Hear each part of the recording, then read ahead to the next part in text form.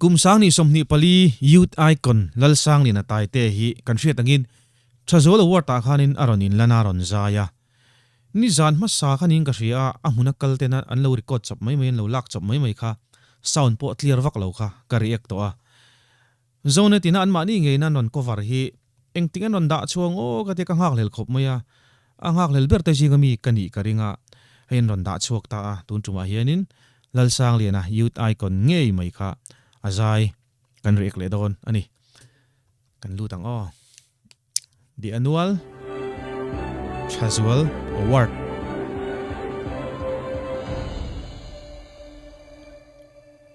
LPS Youth Icon 2024 Lal sang liana tai te azai turing kan some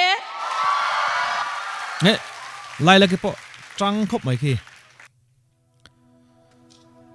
stage 2 ava moi ve azai tran mai no khi stage zong zong te tin zonet cover ka en chak na ka ti chu hey call hin nei thabi nge ka shalowa zonet live show ani mo an program rim hi en anu ma achang thlung ka tia an video an cover dan te tin an screenplay te camera an switch dan te transition khang zong kha international standard ka ti standard asang ka ti thlot ani hemi kong ai chonin zonet hi an fakom ka ti thlot ani amu nom tel thin nang nghe hi lo ni e nang nghe hi kalung dum tu nang ne na len dun hun kang ngak le le kathin lai ti lim tu ran lo nai ro ka kia nga yan tu dang re kang ngai lo lim ten ileng du nan o bia tu di lan che kan nuam nge i trang a be chung in thei sang ni se moi le tok kamai se asin lung ru và tu ter ring chin fo wang che nang ang ching zo tu dang reng ka tong lo nge he le china ka thin lai ru ka I cham reng trina sin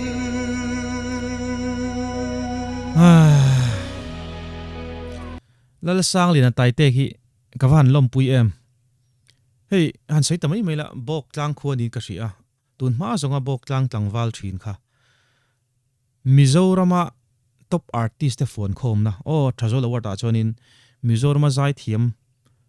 thiam satli mai poni lo zai thiam top artist kan ti te phone khom na munania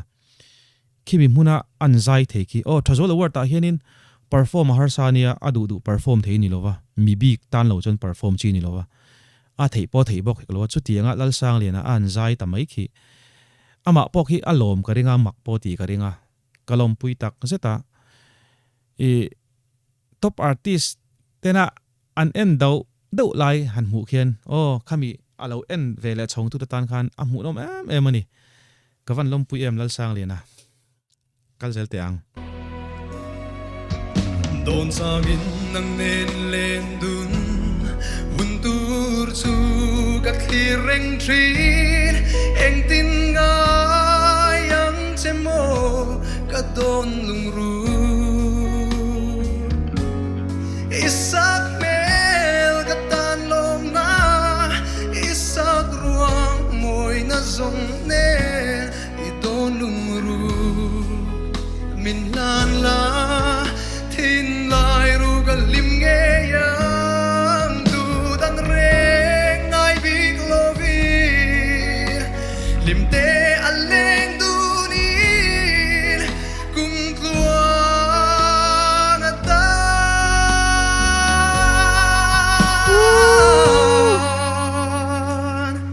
kamangai che asin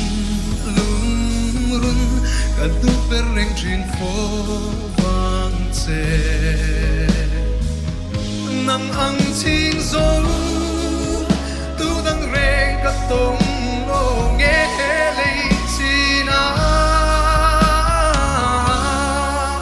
cả thiên đại ruka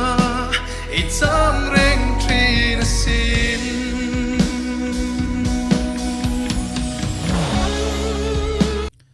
la dal boxi azai thiam boxi outlook moi zia hi soi fo angai ka ti ka soi top thei don lo lal sang le na a sang lai outlook moi zia hi tin music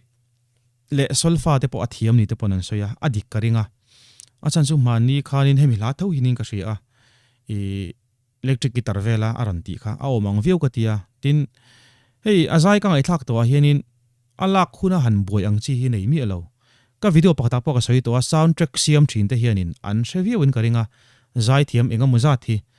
drums karon rolanga tung tung tung karon tinga iula don nia ti chop ngai zai thiam mi enga muza tan nei ni chu tiang chu ani karing lova sang lian hi music amana solfa po e athiama chung chu zai mi kan ti te jinga hian o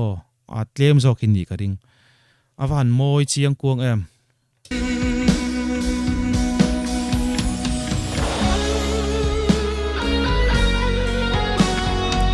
Suzeni te pon than lak sakania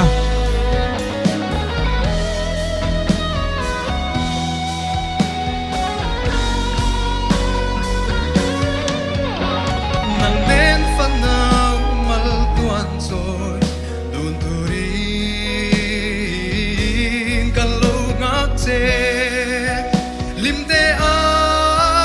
le dun hun khir chungin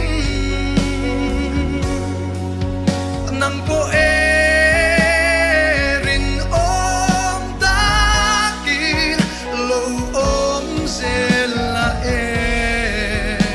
kang ngak ring nang che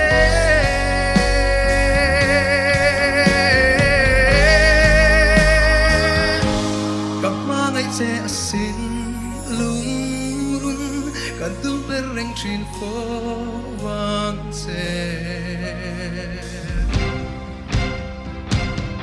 nang ang chik su tu dang reng ka tong o nge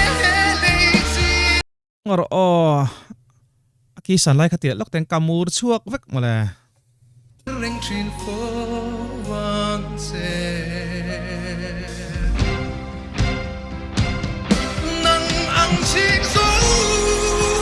tu dang reng ka tong o nge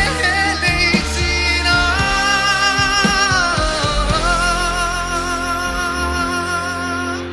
ka thin dai ru ka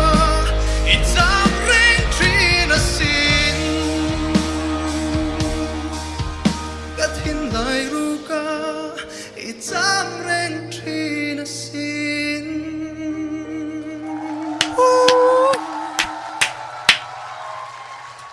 lal sang le na ka van lom pui em model rual oh zai thiam rual ina azai an phone uluk zeta than lo lak oh an lo capture mol kha ka muwa amoi ka tia amu nam ka ti kha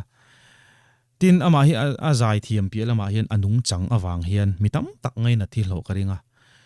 chu wang chonin youth icon te kha lo ni lawang ti hi tunuin ka law le no khop mai awan phu chiang em du sakna akal ezel na tura du sakna ka hlana ni oh du tok photang